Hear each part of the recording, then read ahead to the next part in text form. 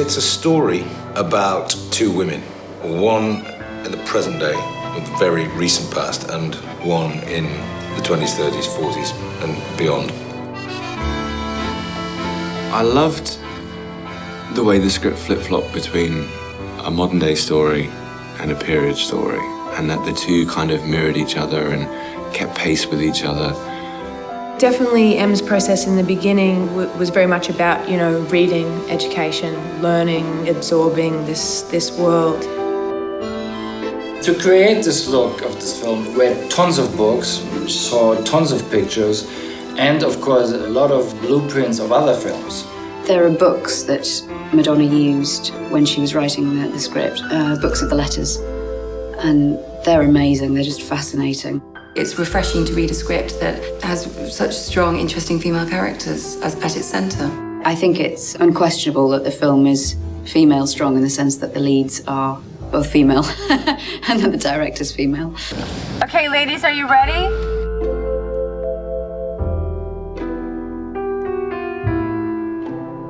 Perfect. Good. Check the gate.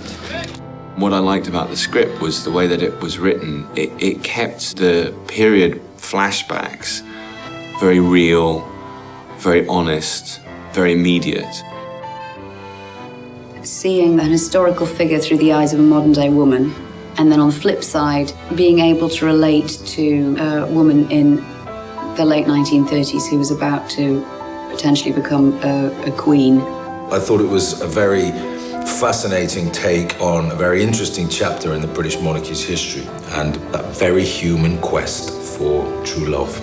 There's always certain things that attract you to a film, the story, the character, the creative team. So for me, the story, about the search for love, about the journey of one's soul, I think is a beautiful tale to tell. I was always fascinated by the story of the Duke and the Duchess. Every time I'd go out to dinner, I'd bring up their name at a dinner party, and it would be like throwing a Molotov cocktail onto the table. Suddenly, the table would erupt, and everyone would get into an argument about who they were. As I read their story, my feelings toward them kept changing.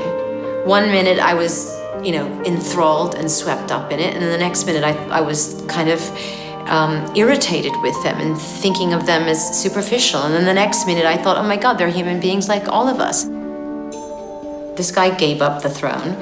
What drove him to do that? If it was for a woman and if it was for love, what did this woman have?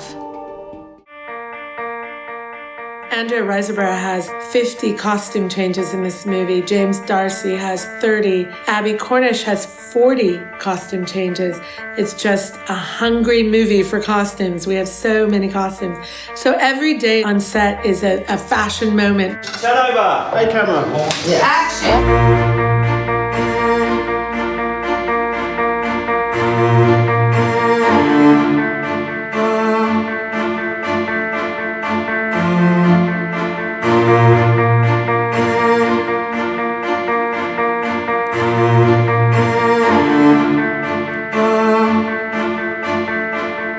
As you can see, I'm not quite as chic as Andrea is in the film. She had her own style, Elizabeth, and it's sort of lived on for generations. There's a scene in our film where Queen Elizabeth is having a hat fitting. When I read the script, I said, oh my goodness, Stephen Jones has got to play this part. And he got the money and he got the talk and the fancy walk just to suit New York. It's love, it's love alone, costing Edward to lead the throne. You can't take me throne, you can't take me crown. Believe me in Miss Simpson to renown. He says love, it's love alone, costing Edward to lead the throne. One of the things that I love and that I'm obsessed with is camera movement.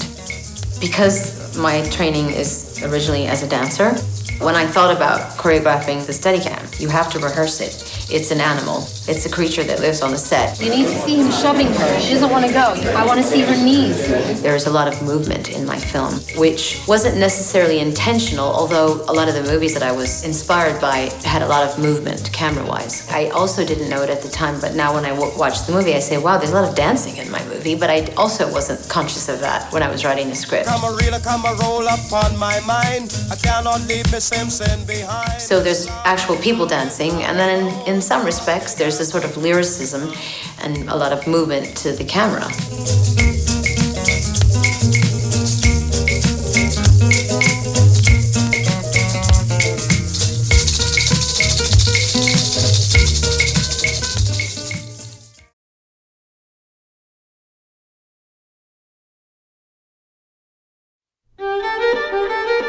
Some people called it the greatest love story of the 20th century. What are you thinking about? What it must feel like to be loved that much. Are all American girls such good dancers? I wouldn't know, sir. Haven't danced with many. Happy birthday, we. Who's we? Wallace and Edward. I have never known one person so utterly possessed by another as he was by her. He's rather serious about her, Your Majesty. What do you mean, serious? She's a married woman. Your family will never stand for it. The Prime Minister won't stand for it. He'll not give up the throne. Then I will be the most despised woman in the world. Have a good night, Miss. Mrs. Winthrop.